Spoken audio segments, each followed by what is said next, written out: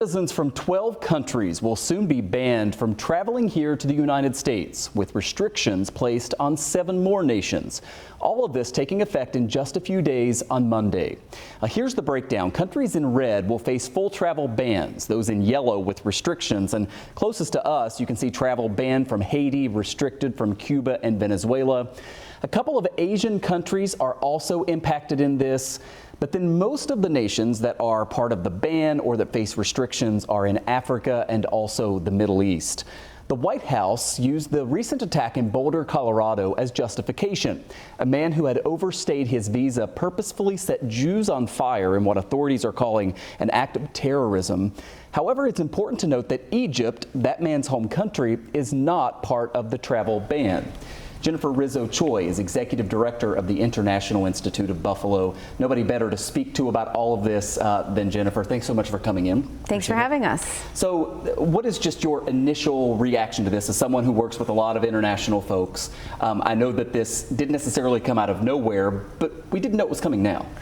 Yeah, we were preparing for it. I mean, we'd seen the leaked stories with leaked memos, so we knew what the list looked like. And now that we have the actual list, I can say that it affects a lot of the populations that we serve and that come to resettle here in Buffalo. It's disappointing. I want to play a little bit of what President Trump said today, because he was asked about what I referenced there, which is that Egypt, the home country of the man accused of overstaying his visa and committing that act of terrorism, Egypt is not on this list, and the president was asked about that. Here's what he said.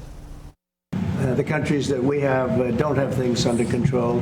And why now? I can say that it can't come soon enough, frankly. We want to keep bad people out of our country. So the president says we want to keep bad people out of our country. What strikes me is all of these countries are places in which if you want to come here, you have to get a visa, right? And there's a process to get that visa. So instead of doing a ban or these kind of blanket restrictions, why not just follow the rules of giving them a visa or saying you can't have a visa? Exactly. That's the point. A visa is permission to enter. You are already applying to enter. There are some countries where you can just show up, but those are European countries, Canada, etc.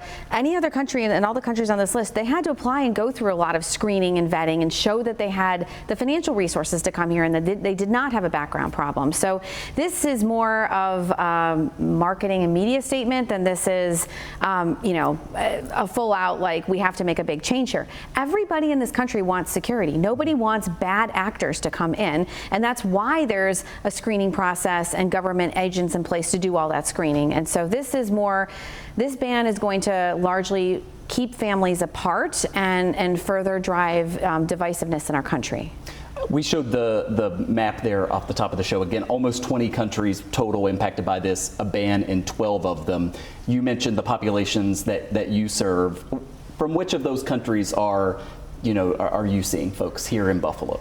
Yeah, I mean, when I looked at the list last night, Afghanistan, Myanmar, Burma, Eritrea, Iran, Somalia, Sudan, those are all countries that have resettlement populations where they've been screened overseas in a United Nations camp. They've been waiting in line for years at a time to come here. This also does look at Haiti, Venezuela, Cuba. Those are countries where people have come in on other temporary protected categories, not full long-term refugee status. So, I mean, there are exemptions this time that are carved out in the ban. People who are already here with granted status, this doesn't affect them. They can, in theory, leave the country and come back.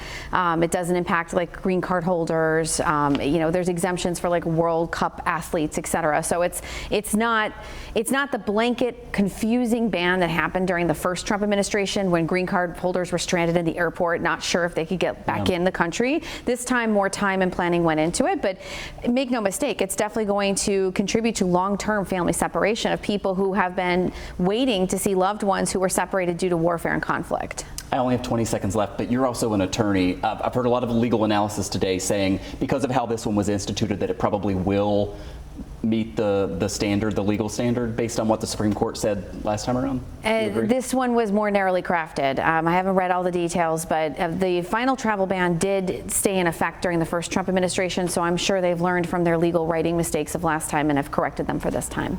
Jennifer Rizzo-Choi with the International Institute of Buffalo. Thanks so much for coming in. Thanks for having me.